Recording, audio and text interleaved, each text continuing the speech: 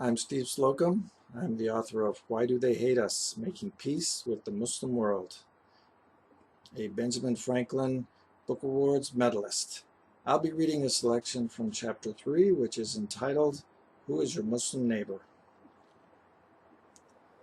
In addition to the misperceptions about what mainstream Muslims believe about jihad and Sharia law, most Americans seem completely in the dark when it comes to understanding the role of women in Islamic society.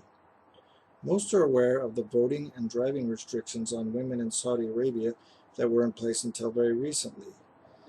They know about religious police enforcing the proper dress of women in Iran.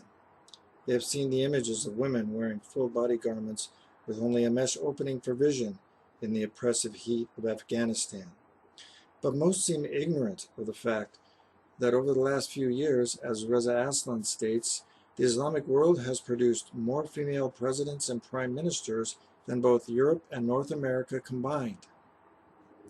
We have already seen that Muhammad himself was quite secure in the presence of strong women.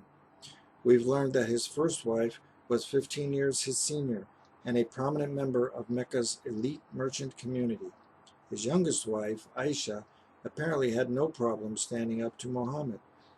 Far from having a submissive role in a male-dominated society, in the famous Battle of the Camel was Aisha's as she passionately led the army into the fray. Muhammad's teaching on women was revolutionary for 7th century Arabia and for the rest of the world.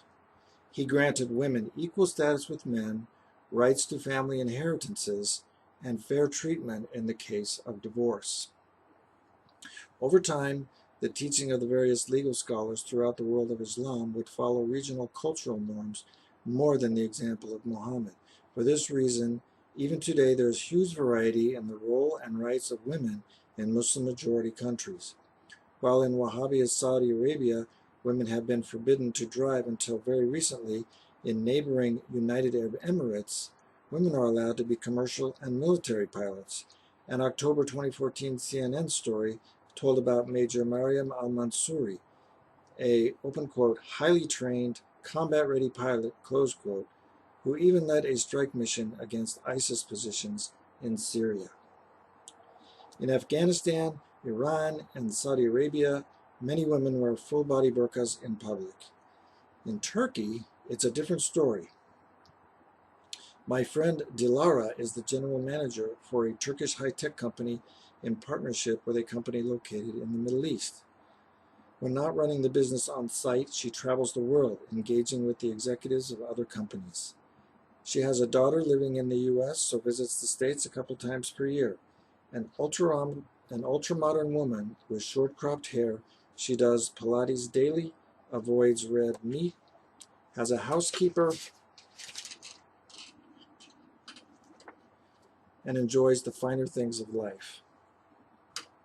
Also from Turkey, Aysun and her sister, whom I mentioned in the discussion about the 5 pillars, love getting to the nightclubs in San Diego. Aysun is naturally blonde, and when dressed to the nines, she and her sister look just like all the other California girls at the clubs. They love a night on the town with good food, music, and dancing.